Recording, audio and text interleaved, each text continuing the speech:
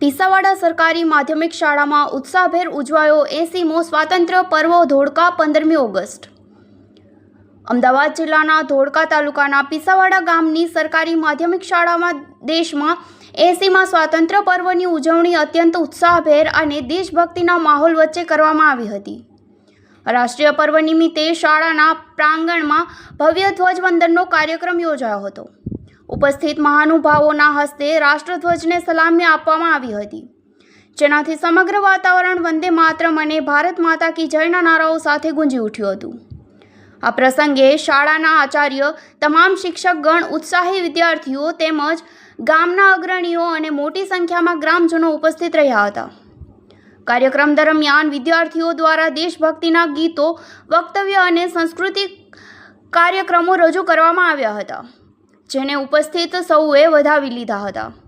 રાષ્ટ્રીય પર્વની આ ઉજવણીને ગ્રામજનો અને વિદ્યાર્થીઓમાં દેશપ્રેમની ભાવનાને વધુ દ્રઢ બનાવી હતી। Bureau report, DG news, Dholka, Ahmedabad.